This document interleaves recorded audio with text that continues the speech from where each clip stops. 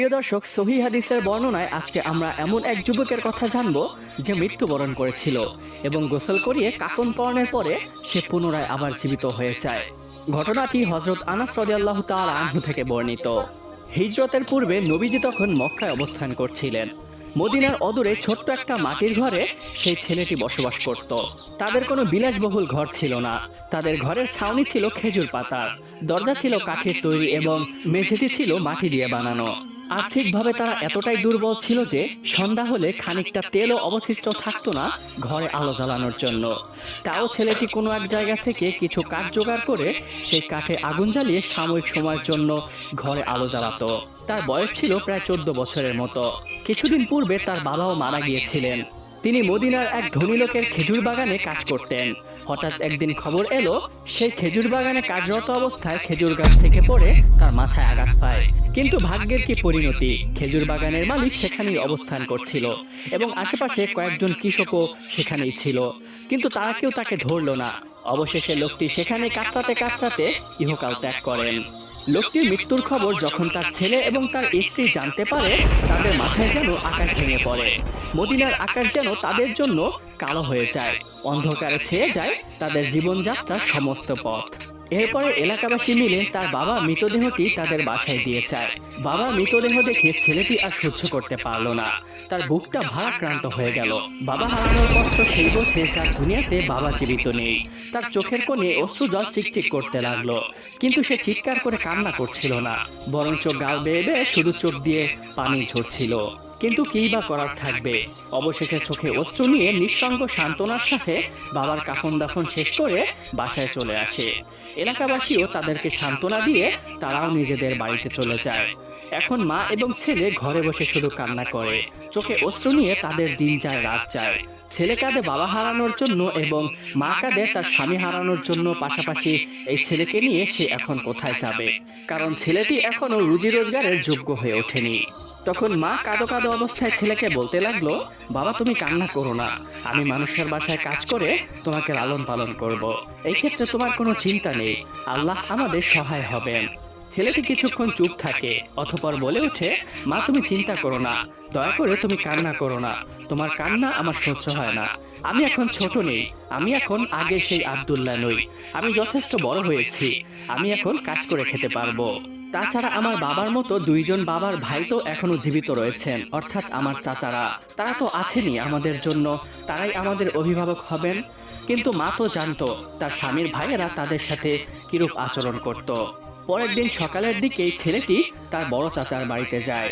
আব্দুল্লাহ তার চাচার কাছে গিয়ে কাকতির স্বরে তার কাছে বলতে থাকে, হে চাচা যান, আপনি তো শুনেছেন আপনার মেজ ভাই অর্থাৎ আমার বাবা গতকালকে মারা গিয়েছেন, তিনি ইহকাল ত্যাগ করেছেন। এখন আপনি হচ্ছেন আমার একমাত্র অভিভাবক এবং একমাত্র ভরসা। দয়া করে আপনি আমাকে একটু সাহায্য করুন। গতকালকে সারা দিন এবং সারা রাত আমি না খেয়ে রয়েছি, আমার অনেক ক্ষুধা পেয়েছে, দয়া করে একটু খাবারের ব্যবস্থা করে দিন।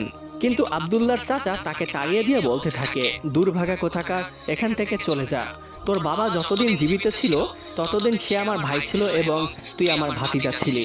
তোর বাবা দুনিয়া থেকে চলে গিয়েছে, সুতরাং এখন তুই আমার কেউ না। এই বলে আব্দুল্লাহকে তাড়িয়ে দিয়ে সে নিজের ঘরে চলে যায়। বড় চাচার কথা শুনে তার চোখের পানি যেন সে আটকে রাখতে পারলো না, কষ্টে বুকটা ভরে যাচ্ছিল। কষ্ট ভরা বুক নিয়েই সে তারপরে চলে গেল তার ছোট চাচার কাছে।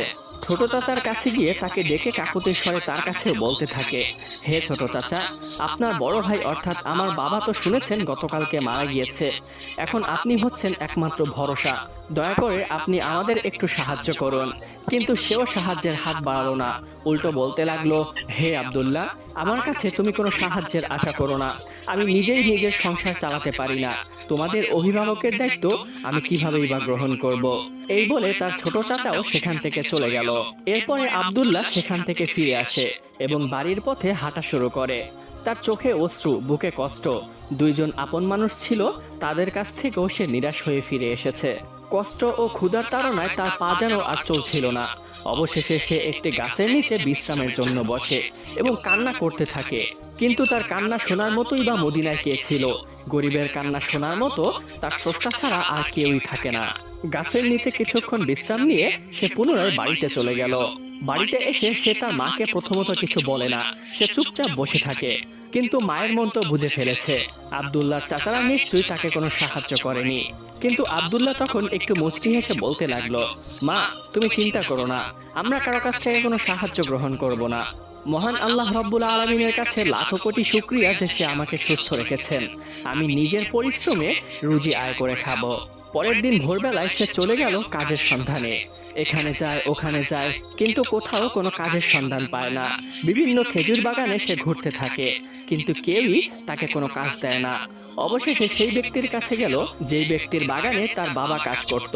তার কাছে গিয়ে সে কাকতি স্বরে বলতে থাকে, হে ধনী ব্যক্তি, আপনাকে মহান আল্লাহ রব্বুল আলামিন অনেক সম্পদ দিয়েছেন, আপনার অনেক বাগান রয়েছে, দয়া করে আপনার বাগানে আমাকে একটি কাজ দিন।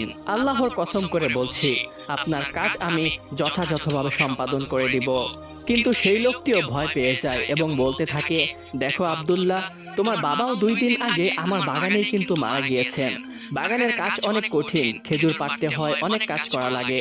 তুমি অনেক ছোট, এই কাজগুলো তুমি পারবে না, তুমি বরঞ্চ অন্যত্র গিয়ে চেষ্টা করো। আব্দুল্লাহ যেন আর কিছু বলতে পারছিল না, তার গলার যেন স্বর বন্ধ হয়ে গিয়েছিল। 2 দিন যাবৎ সে না খেয়ে রয়েছে, কি করবে আর বুঝে উঠতে পারছিল না। বেলা বয়ে যাচ্ছে, তার মাও ঘরে না খেয়ে রয়েছে।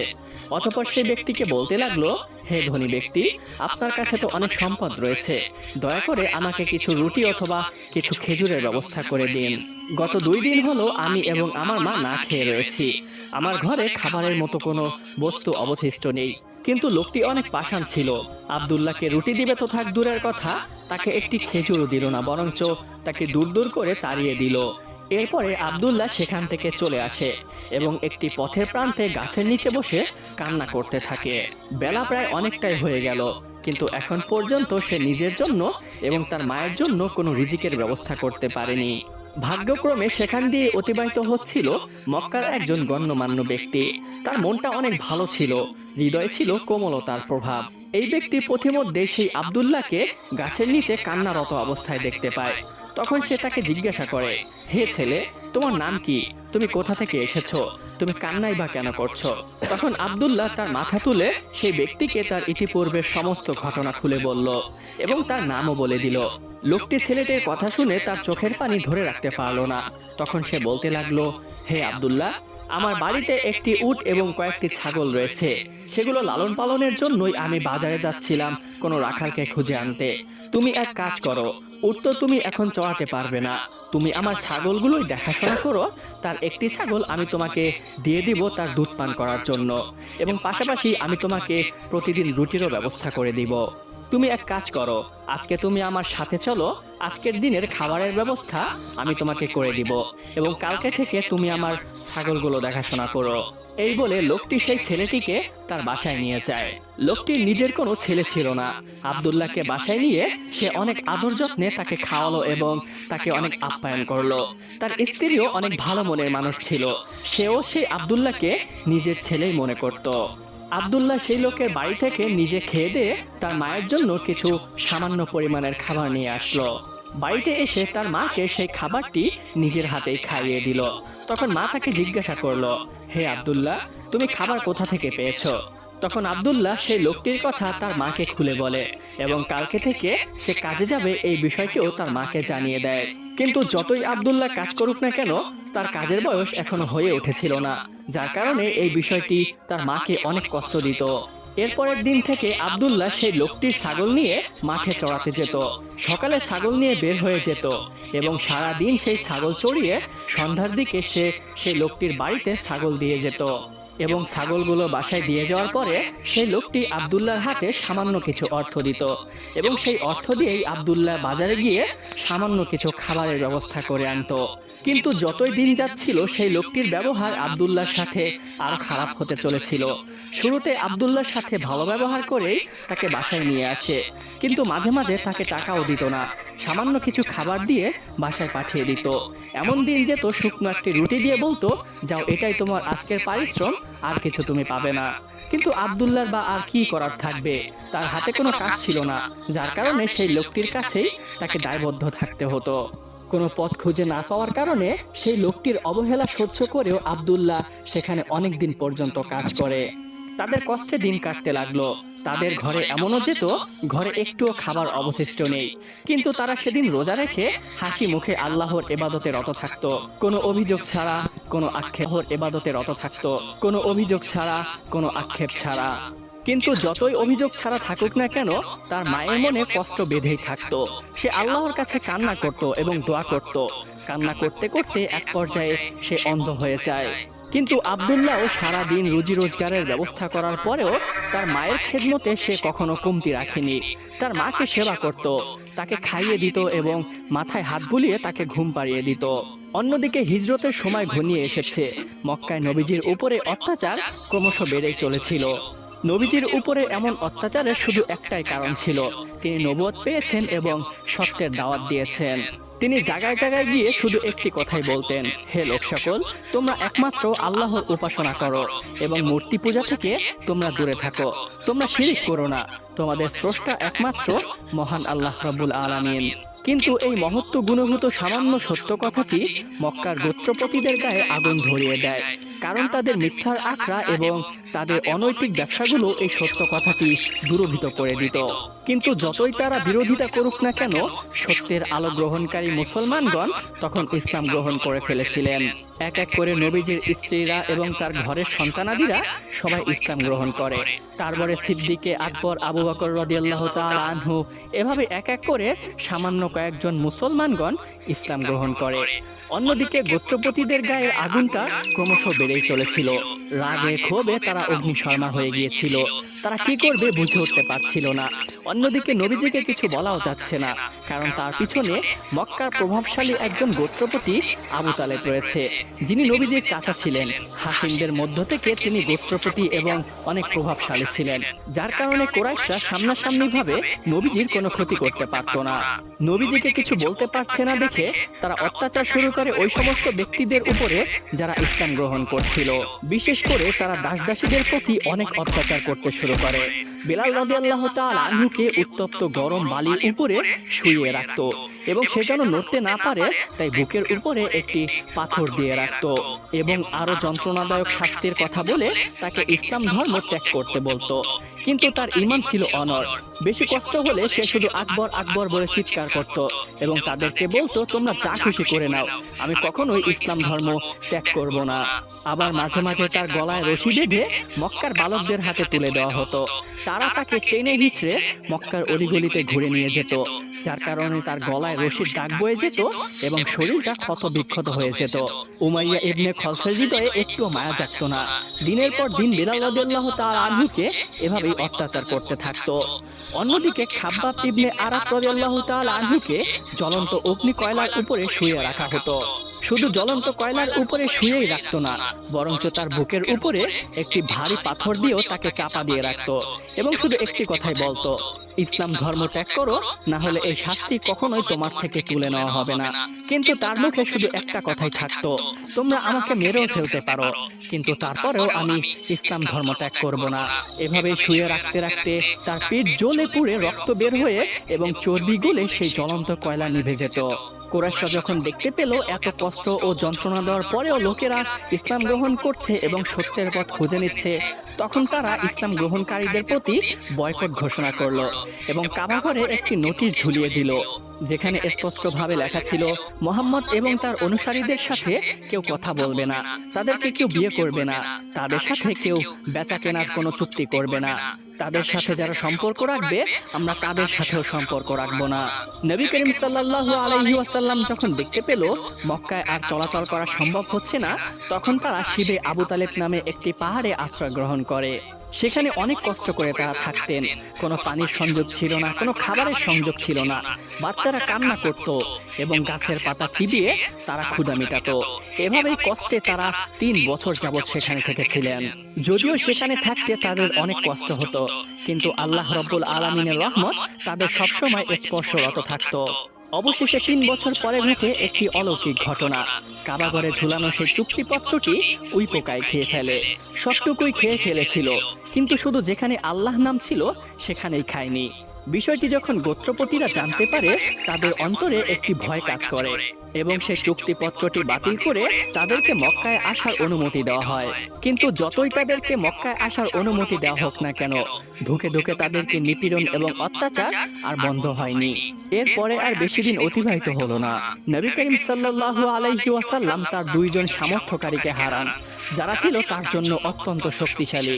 একজন হচ্ছেন তার চাচা আবু তালিব, তৃতীয়ত হচ্ছে তার প্রিয়তম স্ত্রী খাদিজা রাদিয়াল্লাহু তাআলা আনহা, যিনি ছিলেন নবীজির চক্ষু শীতলতা এবং সান্ত্বনার বালিশ। এরপরে নবীজি যখন দেখতে পেলেন মক্কায় অবস্থান করা তার জন্য অসম্ভব হয়ে যাচ্ছে, তিনি তায়েফের দিকে সফর করেন। নবীজি ভেবেছিলেন তায়েফবাসী তাকে একটু সাহায্য করবেন, কিন্তু তারাও তাকে লাঞ্ছনা বাঞ্ছনার আঘাত দিল, তাকে পাথর ছুঁড়ে তাকে রক্তাক্ত করলো। অবশেষে তিনি তায়েফ থেকে পুনরায় আবার মক্কায় ফিরে আসেন।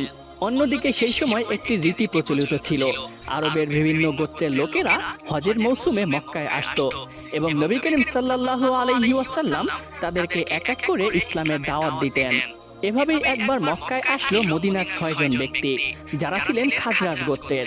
তারা এসে নবী করিম সাল্লাল্লাহু আলাইহি ওয়াসাল্লামের মুখে সেই অলৌকিক বাণী শুনেন।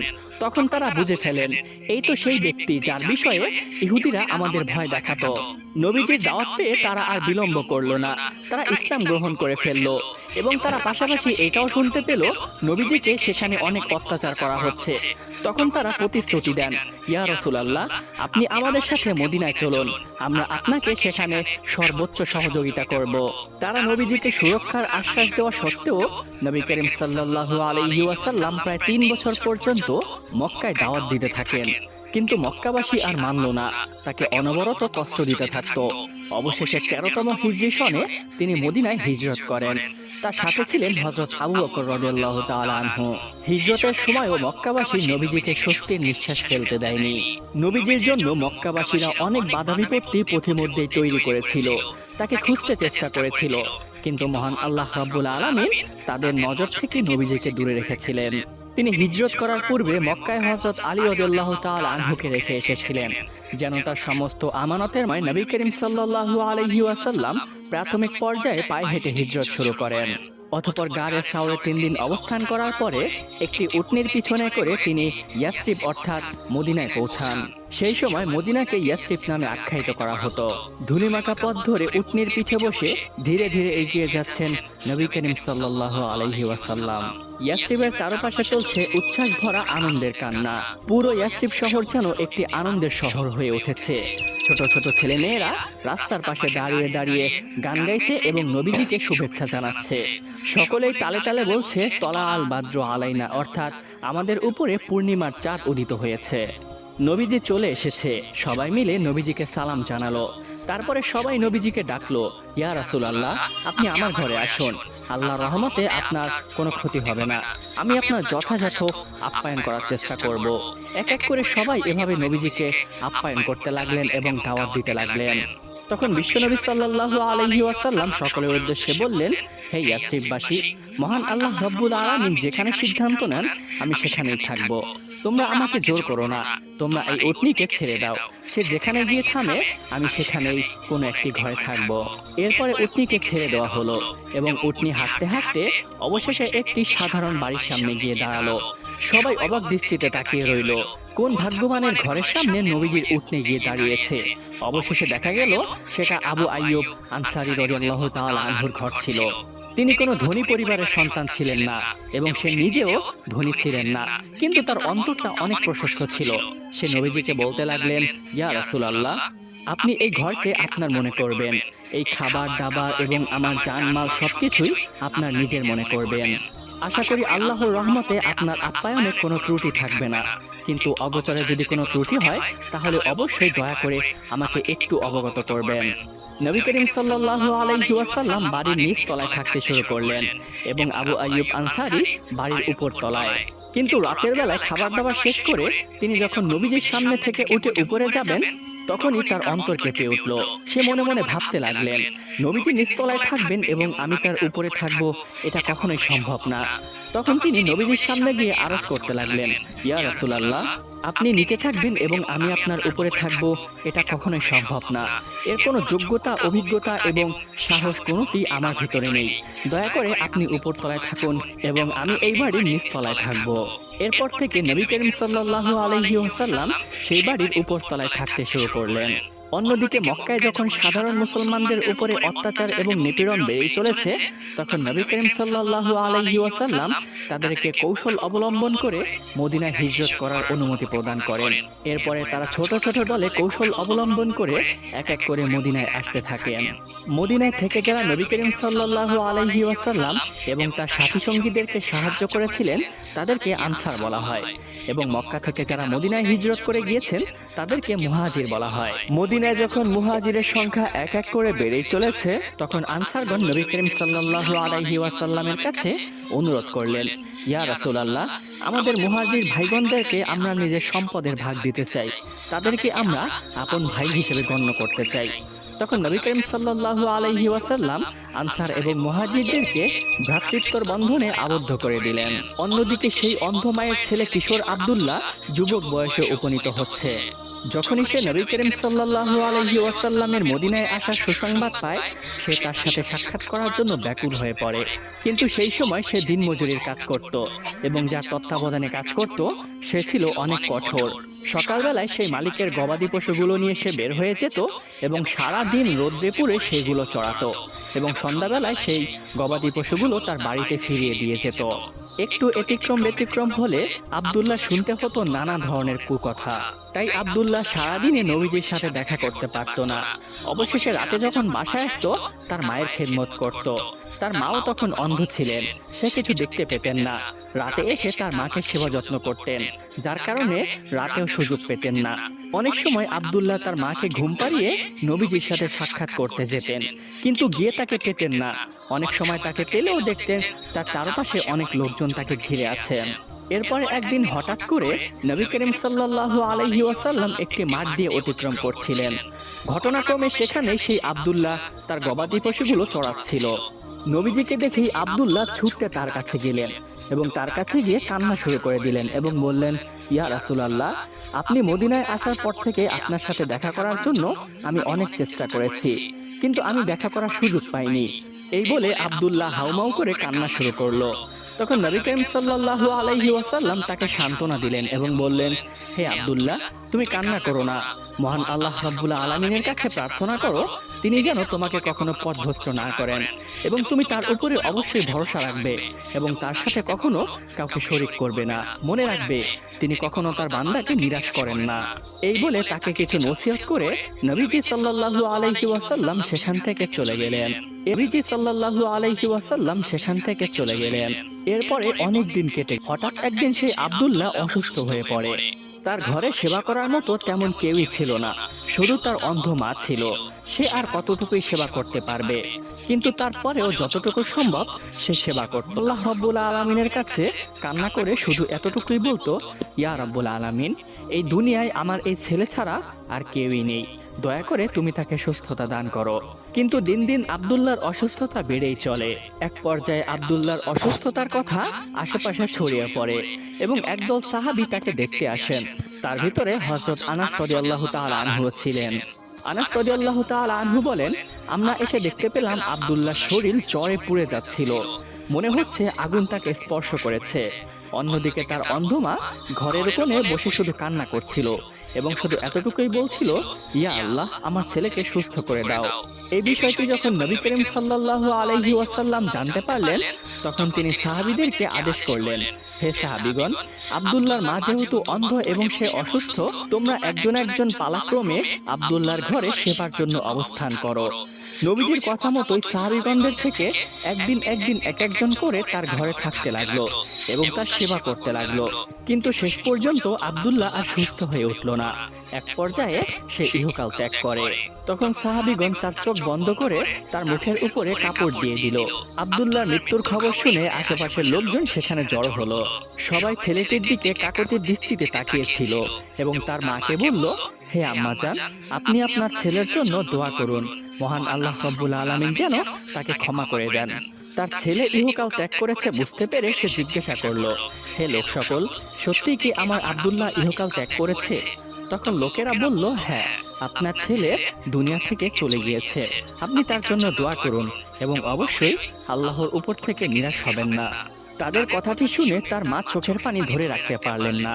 ঝরঝর করে তার চোখের পানি ছেড়ে দিলেন এবং দুহাত তুলে দিলেন, ইয়া রব্বুল আলামিন, আপনি যদি জেনে থাকেন এই ছেলে আমার জন্য সেবা যত্ন করত এবং আমি বিপদাপদে আপনার দিকে প্রত্যাবর্তন করি এবং আপনার নবীর কথা অনুসরণ করি, তাহলে আপনি আমার উপর এই বিপদ দয়া করে চাপিয়ে দিবেন না। আল্লাহর কি কুদরত! মায়ের দোয়া শেষ হতে না হতেই আব্দুল্লাহর দেহে প্রাণ ফিরে আসে। সাথে সাথেই সে নিজের মুখ থেকে নিজেই কাপড়গুলো সরাতে লাগলো এবং তার মাকে ডেকে বলল, হে মা, তুমি কান্না করো না, তোমার কান্না আল্লাহ কবুল করে নিয়েছেন এবং আমার প্রাণ ফিরিয়ে দিয়েছেন। আনাস রাদিয়াল্লাহু তাআলা আনহু বলেন, আমরা সেখান থেকে প্রত্যাবর্তন করার পূর্বেই সে তার মুখ থেকে কাপড় সরিয়ে নেয় এবং তারপরে সে আমাদের সকলের সাথে মিলে একসাথে বসে আহার করে।